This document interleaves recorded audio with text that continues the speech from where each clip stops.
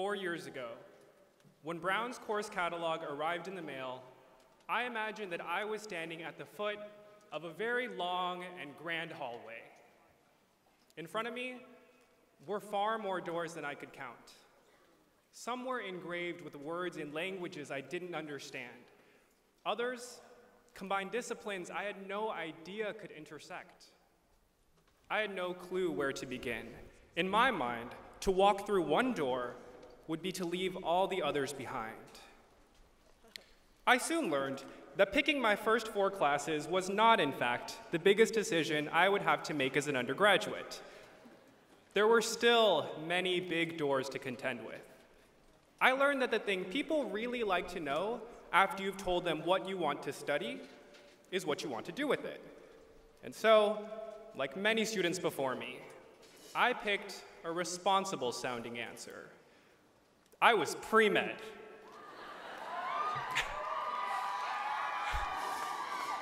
Why wouldn't I want to be a doctor? Didn't I want to help people? And wasn't it pretty clear what I had to do to get there? And without any satisfying response to these questions, I began college fully convinced that my goal in life was to become a doctor. And when I came face to face with one of the hardest pre-med requirements, to my surprise, the reactions of organic chemistry actually made sense. Crazy, I know. And I stuck with it in part because I was not very good at many other things. Most people trying to synthesize some complex organic molecule are like me when I try to decipher John Milton's Paradise Lost. I'm mostly lost. And it wasn't until the summer after my junior year that I was forced to fundamentally question where I was and where I was headed. I distinctly remember a friend asking me a simple but important question. What if I couldn't become a doctor? What if, all of a sudden, it was decided by every medical school that they would just never take me, and that there was no way, just no way at all, that I could become a doctor? What if that door suddenly closed? And in that moment, I knew I would be fine. The longing to become a physician just wasn't there in the way I knew it was supposed to be. It wasn't for me. And it took me a long time to accept that this didn't make me a bad person. But without any clear direction, I was terrified. I felt like I had mistakenly wandered back to the infinite hallway, reverberating with the echoes of, what are you going to do with your life now? Except this time, I didn't have 4 years of Brown ahead of me. This was our senior fall. I had 2 semesters to figure everything out. The problem was that I had allowed myself to latch on to what I was good at and steer clear of what didn't come naturally. But we should not walk through doors just because they are open. Instead, we must distinguish between our strengths and our passions.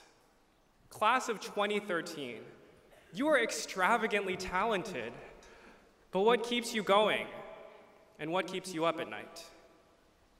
I remember telling this story to a friend who is beginning medical school this fall.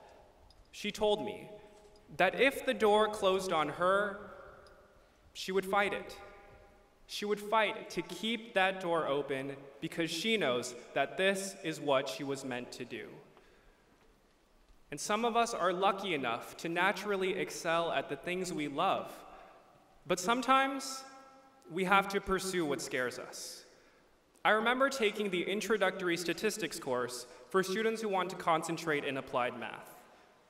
The first exam I failed at Brown was in this class.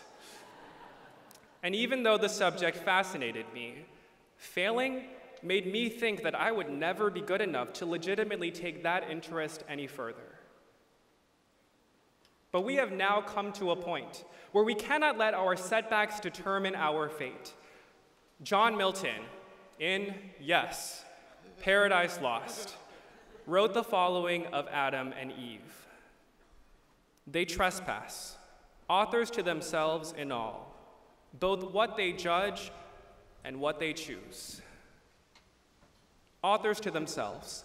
We, like Adam and Eve, are not simply victims of circumstance and coincidence. John Milton went blind in 1652 and had to dictate the more than 10,000 lines of Paradise Lost. He is not what happened to him, and we are not what happens to us. We are more than that. We can write our own stories. It's been a challenging road since stumbling through statistical inference 3 years ago. But next year, I'll be running statistical analyses to assess drug safety. I don't expect it to be easy, but there is nothing else I would rather be doing. And Brown, you have given us, the courage to explore such intimidating and unfamiliar territory. You have shown us that as long as we are passionate and intentional in the pursuit of our goals, we do not have to be afraid to experiment and take risks, especially when it seems like everyone else has it all figured out. And I credit this courage to you, my fellow Brunonians, because you have been holding doors open for each other for years. As peer advisors and mentors, you have counseled one another through demanding courses and difficult times. As residential peer leaders, you have transformed dormitories into communities. And as teaching assistants, you have held review sessions and led discussions as if you didn't already have your own exams to worry about. Today, we are graduating not just as 1,554 individual graduates. We are graduating as the class of 2013.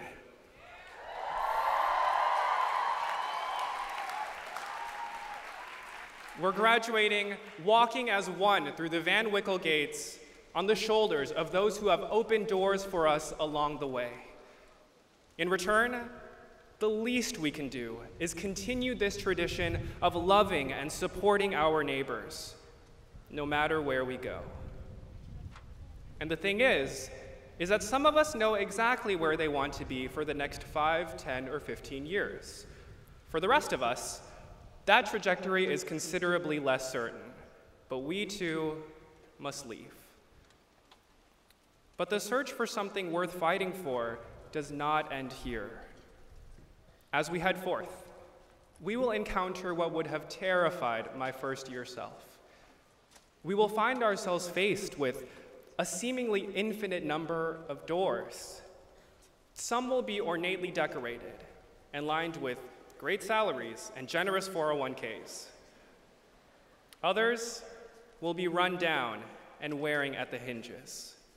Some will lead you halfway around the world, and others will lead you back home.